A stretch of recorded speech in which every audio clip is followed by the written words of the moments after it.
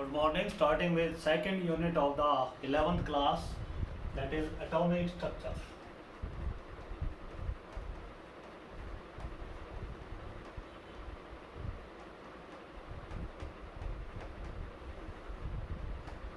In order to establish the structure of atom, number of experiments they were done by different scientists at different times. The first successful experiment was by J.J. Thomson. So our first question is, what is J.J. Thomson experiment?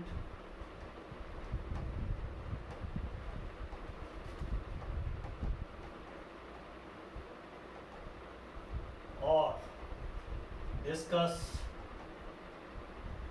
discovery of cathode rays. So our answer is J.J. Thomson experiment.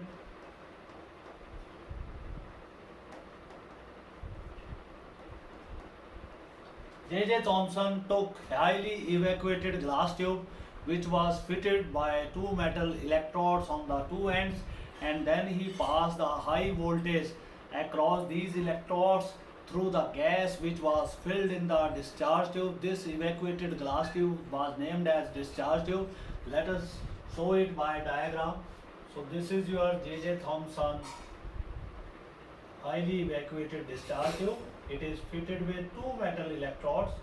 One is lying on this end, another is lying on this end, and high voltage of round about 5000 to 10,000 volts that was passed across these two electrodes, and a gas was filled in this tube.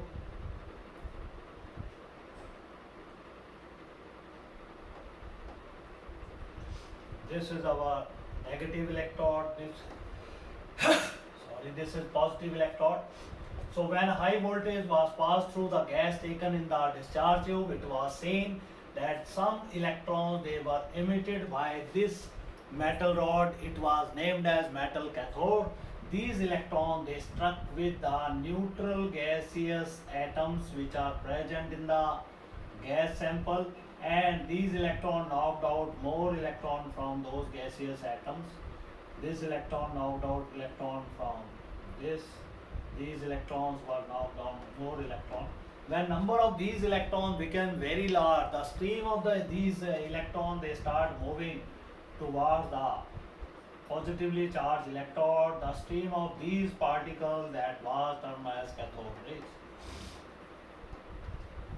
So what was done by Thomson? He passed a high voltage through the gas taken in the discharge tube. Discharge tube is a highly evacuated glass tube fitted with two metal electrodes, and some electrons initially they were released by the metal cathode, and these electrons they when subjected to high voltage source they got accelerated and struck against the moving gaseous molecules and knocked out more electrons from their valence shell.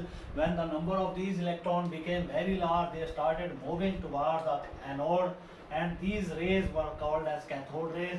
They were made of electrons. Now, so what is the origin of cathode rays? Origin is the neutral gaseous atoms. When accelerated electrons struck against these neutral gaseous atoms, they knock out electrons from the neutral gaseous atoms. So this is the origin of cathode rays. Now we study the properties of cathode rays. They are made of negatively charged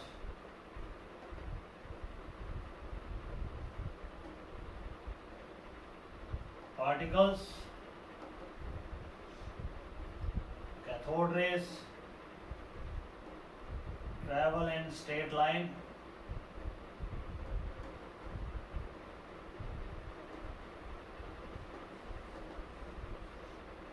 They possess heating effect.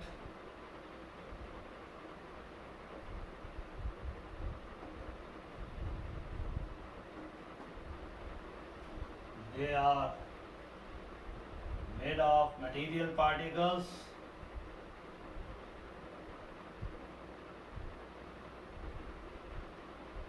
electrons. How material nature was justified? We kept a thin wheel in the path of cathode rays, and it was seen the wheel got rotated due to the bombardment of these particles. It means they are made up of material particles. They spoil photographic plate on which they fall. This is called as fogging. Sixth, they produce X-rays.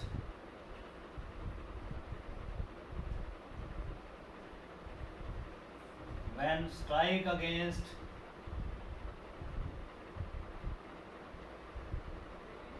hard metals like tungsten, W is the symbol of tungsten, then their E by M ratio is constant, charge upon mass ratio.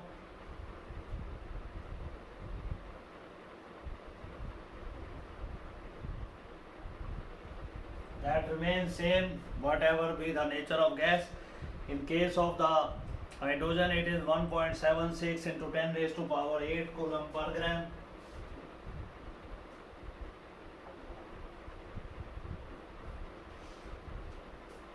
So they show fluorescence, means when they fall on an object, the object keeps on shining, and when the source of these rays that is removed, the shining goes off.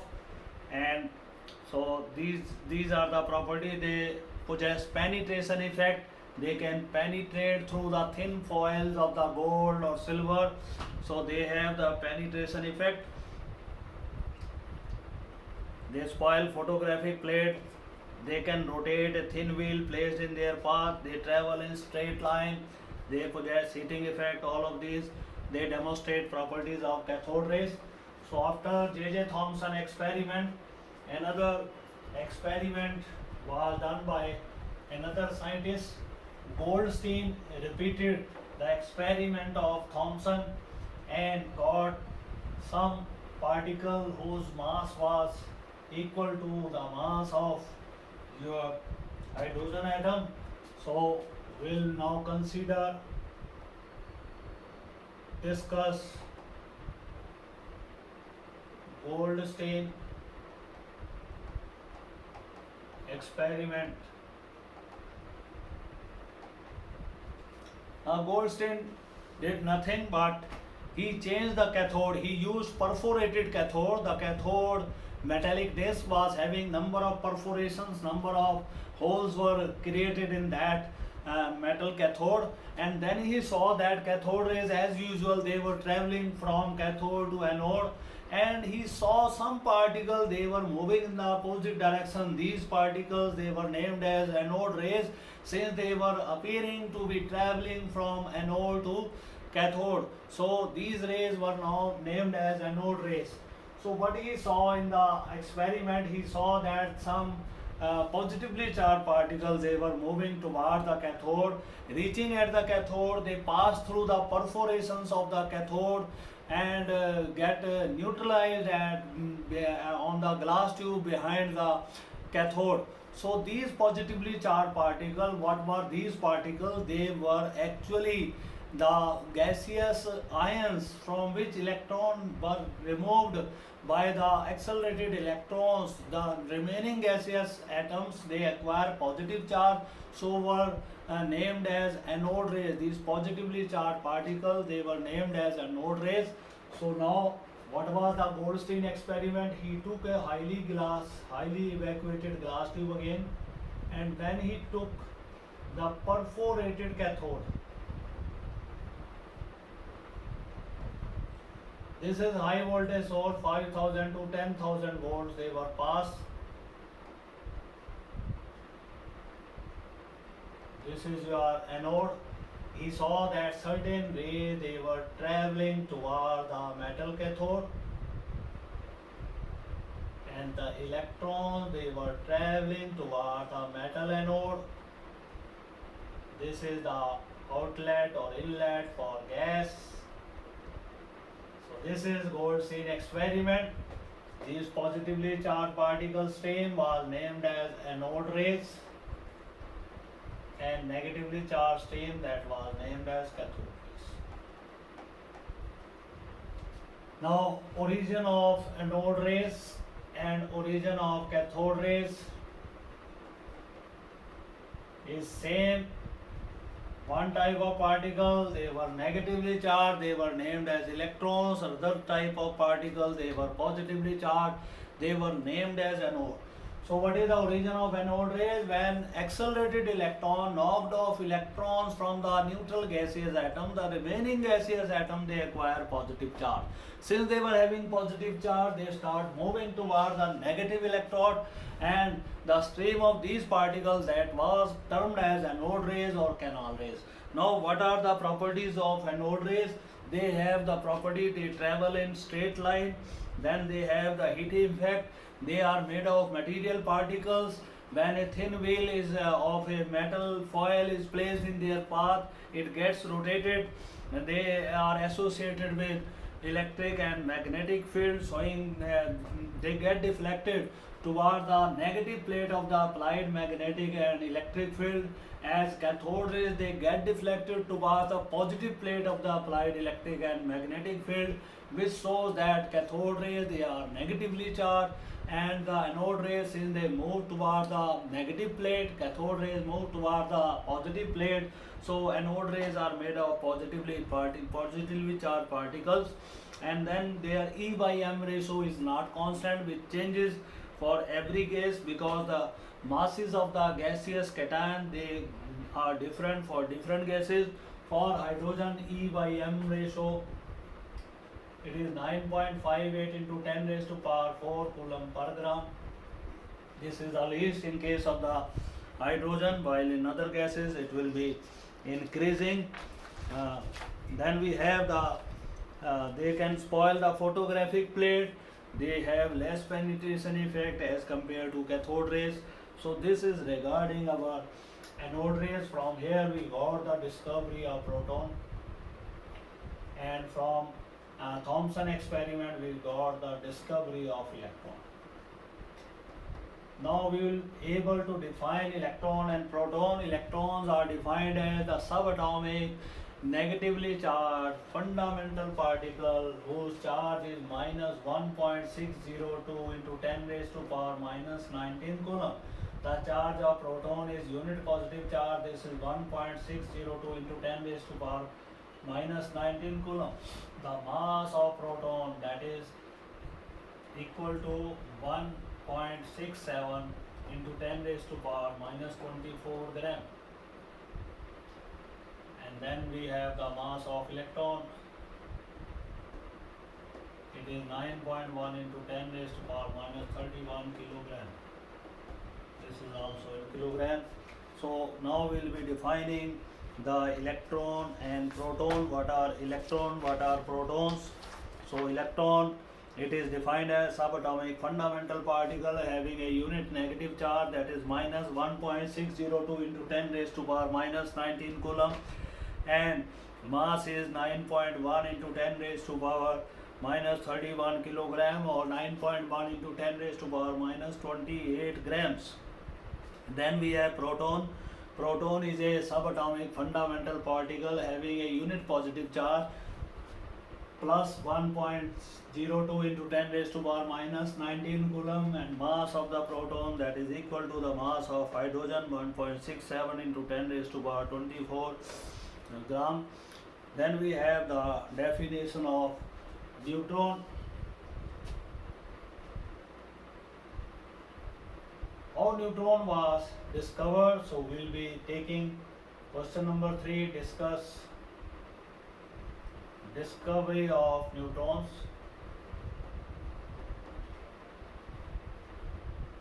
After the discovery of electron and proton, it was seen that the masses of electron and proton, they were not equal to the mass of atom. Therefore it was thought there might be certain other particle in the atom, and to discover that particle, what was done? Chadwick bombarded nuclei of lighter elements with alpha particles and got some neutral particles. They were having mass equal to proton or hydrogen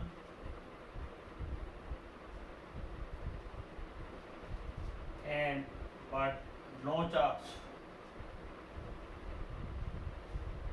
He bombarded boron 511 with alpha particle and got nitrogen 14 in neutral particle. He bombarded beryllium with alpha particle and got carbon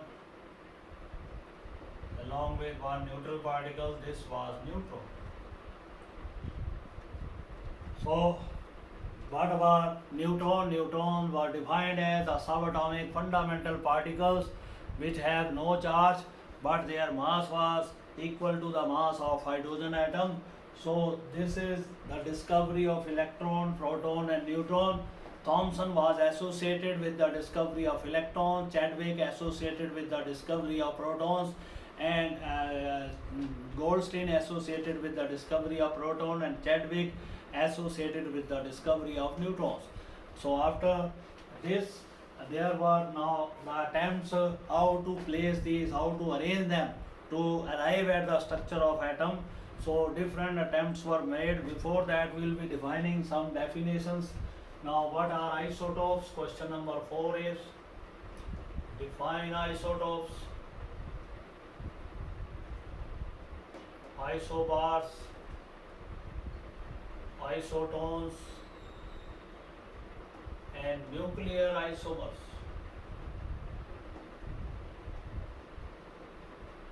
Now, what are isotopes? These are the atoms of an element which are having same atomic number but different mass numbers.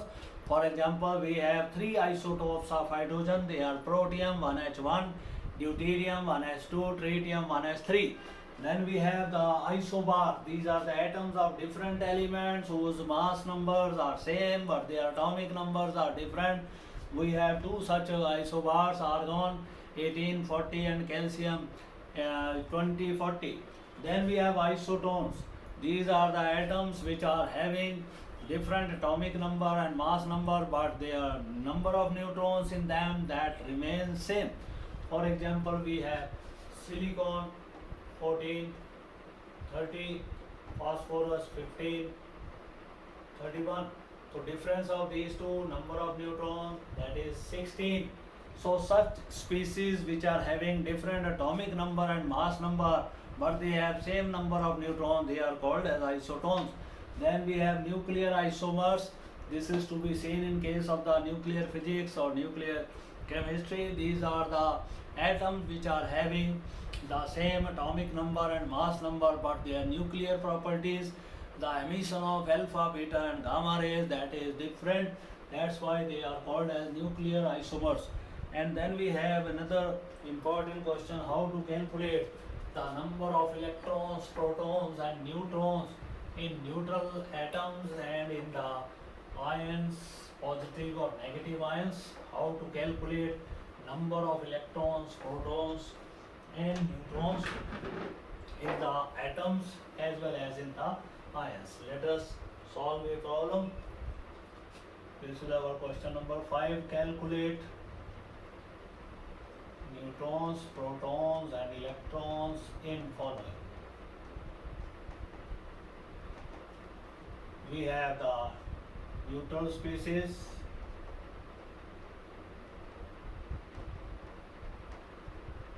then we have ionic species,